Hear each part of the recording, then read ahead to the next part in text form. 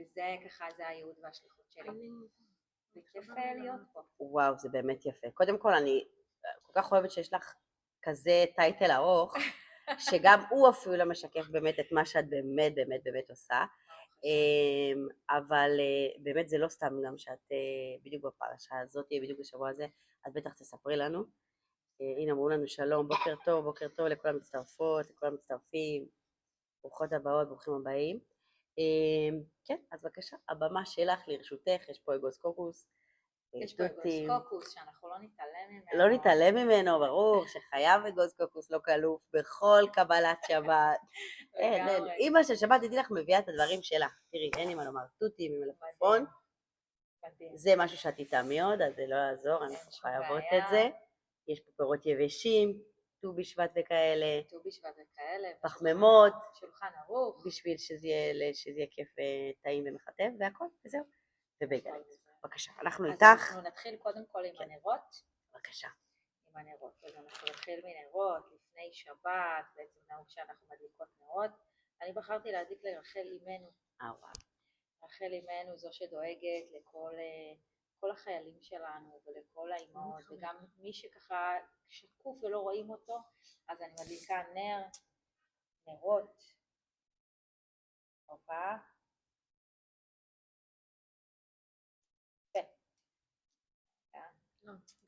לאט לאט. כן. פותר רחל אימנו שתדאג לכל הנשים היהודיות הצעירות והמבוגרות בארץ ישראל ובחוץ לארץ,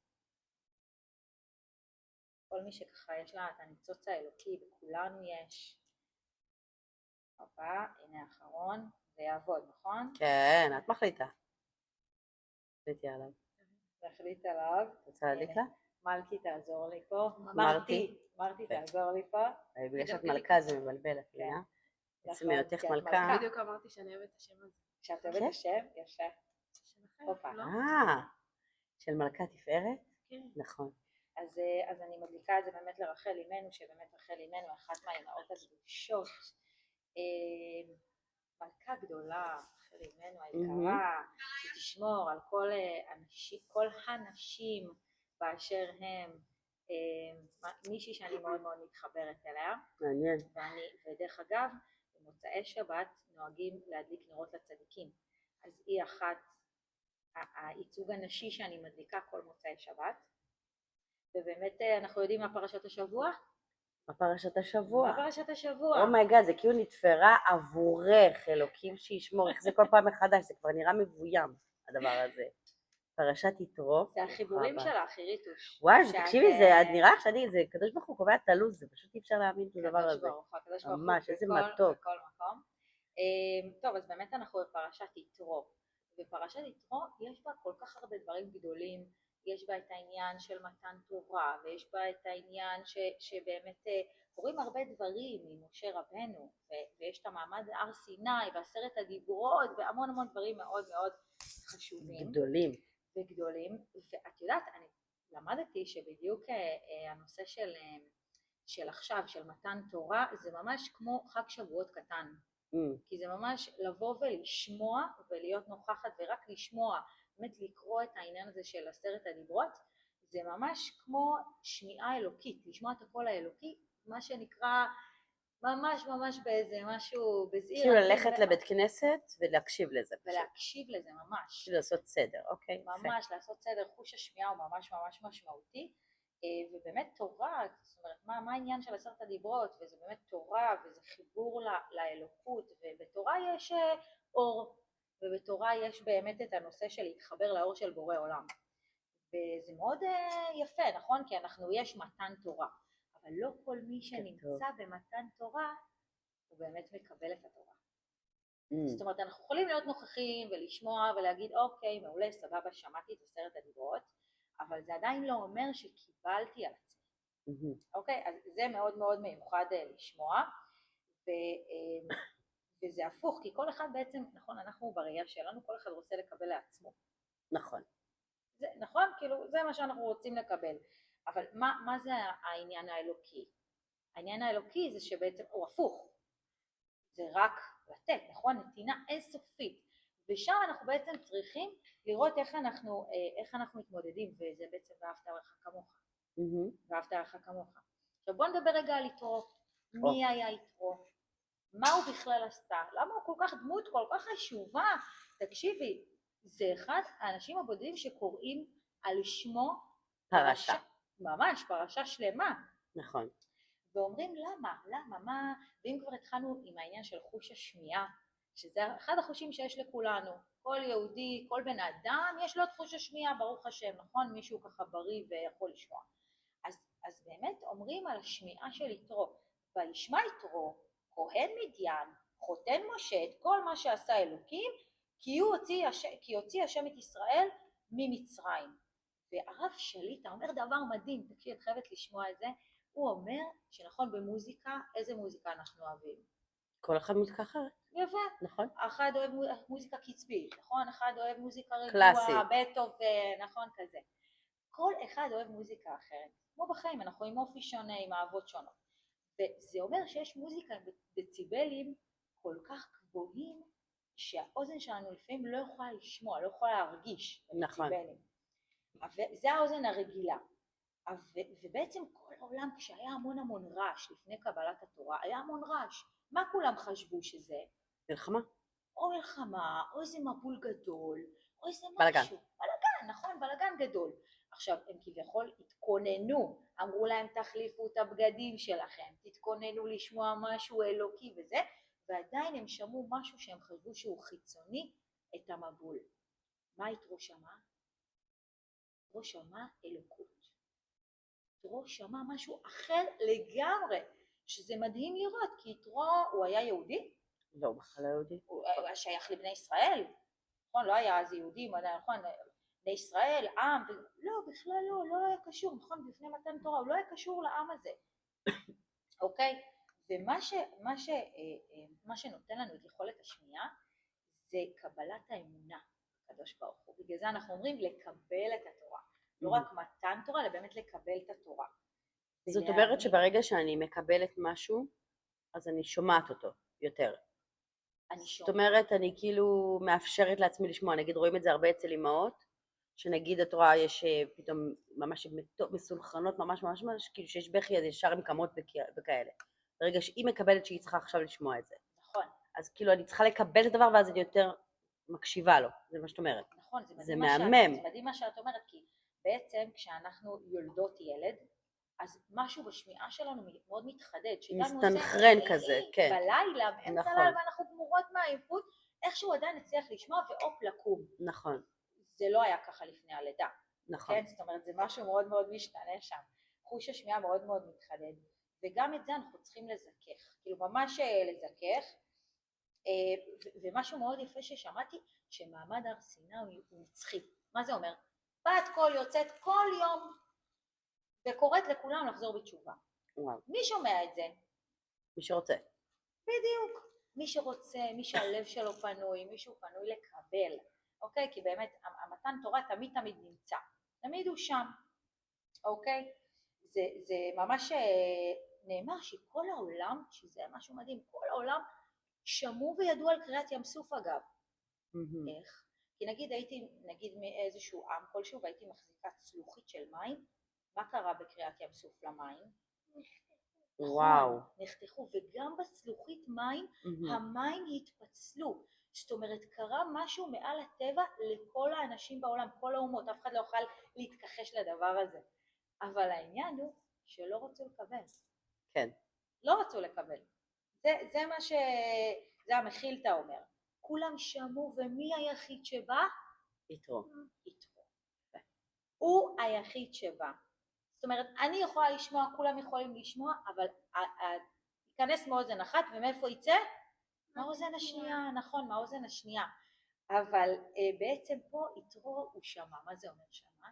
שהיה לו התבוננות. זה קשור למידת הבינה. היה לו את העניין של להתבונן רגע, להתעמק רגע בדבר, ולהבין שהוא רוצה להיות שם, הוא רוצה לחזור בתשובה. ואחד הדברים המאוד יפים, שלמה יתרו, למה דווקא הוא זכה? מה, יש המון אנשים צדיקים, טובים, חכמים שמוזכרים בתורה. דווקא הוא פרשה שלמה על שמו.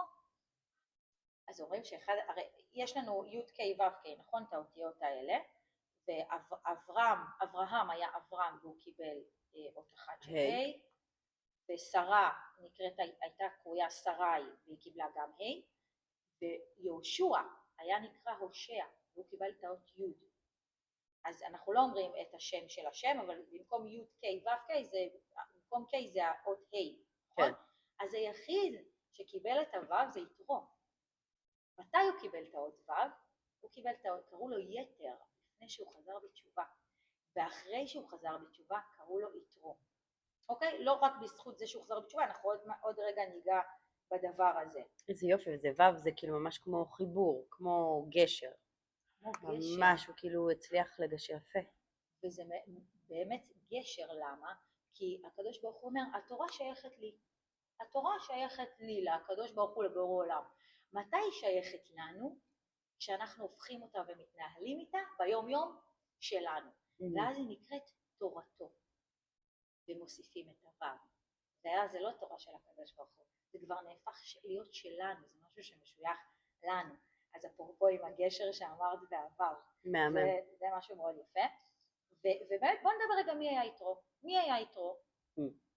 הוא היה חותן של משה, נכון? נכון. הבת שלו, מי הייתה? ציפורה. ציפורה, יפה מאוד ציפורה, נכון? אז למה כשהוא מחליט לחזור בתשובה ולבוא למשה, הוא אומר לו ככה, תקשיבו טוב, אני חותנך יתרו בא אליך ואשתך ושני בניה אימה. מה צריך את כל ההקדמה הזאת? את כל הפירוט הזה? ספירת מלאי. את כל הספירת מלאי נכון. הזאת. מה, הוא לא יודע מי זאת אשתו משה רבנו? הוא לא יודע מי זה הילדים שלו, גרשום ואליעזר, הוא לא מכיר אותם, הוא לא זוכר מי הם? אז למה בעצם הוא בא ומסביר לו ואומר לו? וזה היה משהו מאוד יפה לראות. וזה הארי ז"ל אומר. הוא אומר, אני חותנך יתרו. זה קצת אופה, אנחנו צוללים. מה זה אני חותנך יתרו? זה ראשי תיבות אחי. וואו. זה הארי ז"ל אומר, אחי. וואו. הוא מרמז לו, אתה אח שלי. שזה משהו ממש יפה לראות. ואני אספר משהו. כולנו מכירים את הסיפור של הבל וקין, נכון? כן. יפה. קין הרג את הבל. למה? קינה. כי הוא קינה. כן, נכון? יופי. עכשיו קין נקרא על נושא של קניין. חווה קרא לקין על נושא של קניין. קניין זה רכוש, זה משהו שייך לי. ומה קין עשה? הוא קלקל את זה. אומרים שהוא הרג את הבל. למה? כי היה להם גם אחיות, וכל אחד התחתן עם אחות, והוא היה אחות יתרה שהבל לקח, ולכן הוא הרג אותו. עכשיו, הוא בעצם הרס את העניין של הקניין, קין. כן. ומה שקורה זה שאיך קוראים ליתרו? יש לו 7 שמות. קני. יפה. אחד מהשמות שלו זה יתרו הקני. ולמה קוראים לו יתרו הקני? זה מרמז לנו שהקני וקין מתחברים. למה הם מתחברים? מה העניין של הקניין? אני מרגישה מה העניין? אנשים לא מבינים, לא מודעים כמה מצלמות יש מולך. כמה מצלמות יש לי, כן, סלבס. למה העניין באמת של, אבל מה העניין של יתרו הקני ואיך זה קשור באמת לקין והבל? כי אומרים שקין קיבל הכל, כל הרכוש, תקשיבו, כל העולם, חצי עולם שלו, נכון? חצי עולם היה שלו, מה אכפת לך? נכון. עולם ענק, תחשבו מישהו אחד, חצי עולם שלו. כן, בוא נחלק יבשות, קח את אוסטרליה ואת שלך, בוא נלך. קח את זה, אבל מה, בכל זאת הוא השתמש בעניין הזה של הקנאה, וקלקל את הקניין. ויתרו הקני הוא בעצם הגלגול של קין, והוא בא לתקן את זה. וואו. ומשה רבנו היה מה? היה גלגול, אם יתרו היה בעצם... אז הוא היה כאילו הבל. אז הוא, כן. בגלל זה הוא קורא לו אחי? כן, בגלל זה הוא קורא לו אחי. בגלל זה הארי הקדוש, כן, לא אני, הארי הקדוש אמר את זה, שבעצם משה רבנו הוא גלגול של הבל. כי הם באו לתקן פה את העניין של אחים, ואת הנושא של קניין. ואז הוא אומר לו, אתה אחי. אבל לא רק אומר לו, אתה אחי. הנה אשתך, והנה הילדים, והם שלך. אני מכיר בדבר הזה. וואו. ואז הוא עושה תיקון של ימים ימימה. אנחנו הראינו כולנו באנו לעשות פה עבודה קיבלנו מתנות מהקדוש כן, ברוך כן, תכף הוא. תדברי איתנו על עבודה, בואי, אבל כן, חכי, כדי כן. לעשות תיקונים. בואי נתחיל, רגע, אז יפה. רגע, וואו, איזה חיבור יפה עשית. זה ממש וואו. חיבורים שהארי ז"ל עושה. זה ברוך בעצם, השם. לכולנו יש מהות, לכולנו יש איזושהי מהות. עכשיו, מה שככה מה יתרו עשה? יתרו היה מחובר למהות שלו ולייעוד שלו בחיים, ואחד הדברים שהוא עשה, בזכותו אגב הוא קיבל גם את האות ו', זה הוא בא ורואה את משה, ומשה רבנו עובד קשה מהבוקר עד הערב. מה הוא עושה? קבלת קהל. קבלת קהל. בואו, כנסו, לכו, בואו. מהדבר הכי קטן, וואו, אכלו לי, שתו לי. נבדה לי טבעת, אכלו לי, שתו לי, ההוא אמר לי ככה, היא עשתה לי ככה, השכן עבר לי את הדשא בקצת, מה אני עושה? ממש ברמות הכי קטנות, שלום בית, הכל הוא היה מתעסק. יתרו עמד בצד, מסתכל, אומר רגע, מה משה רבנו עושה? כל הבוקר, עד הלילה, מה הוא עוסק? רק קבלת קהל. קבלת קהל. הוא בא למשה רבנו, הוא אומר בוקר לו, טוב, בוקר טוב. בוקר טוב לכולם, איזה כיף. ממש, חושב. הוא בא למשה רבנו, ואומר לו, תגיד, מה אתה עושה? מה אתה עושה? הוא אומר לו, מה זאת אומרת? אני עובד את העם שלי. אני עושה משהו שהוא מאוד ברור לי מה אני עושה. אז הוא אומר לו משפט, כי כבד עליך הדבר, ובסוף אתה והעם קיבלו. אז הוא בא אליו בעצה חכמה, של תשים עליך שרי אלפים, שרי מאות ושרי עשרות. מה הוא בעצם בא אליו? ובזכות העצה הזאת אגב, הוא קיבל גם את הפרשה. הוא אומר לו, אל תעבוד קשה, אתה רוצה לעבוד? תעבוד חכם. בדיוק. מה תעבוד יעיל? מה תעשה? ככה אנשים, אבל לא סתם אנשים. לא ככה מהרחוב שאתה רואה אהלן מה נשמע בו. לא. תיקח אנשים שאתה מאמין בהם, שהם ישרים, שהם טובים, שהם לא ייקחו שוחד. זה מורכב, כן? אבל תשים אותם והם יהיו לך שרי מאות, שרי אלפים, מאות ועשרות. ומשה רבנו מקשיב לעצה הזאת. ובזכות העצה הזאת, אוקיי? משה רבנו אומר, רגע, אפשר לעשות סדר בצורה הרבה יותר חכמה, לעבוד בצורה הרבה יותר יעילה, שגם משה רבנו יעשה את המהות שלו בצורה שהיא יותר נכונה, לעם גם, אוקיי? וזה משהו מדהים, וזו העצה מעולה שהיא מתקבלת, אוקיי? היא מתקבלת, והרב שליט"א אומר שבכל דבר יש איזשהו ניצוץ של קדושה.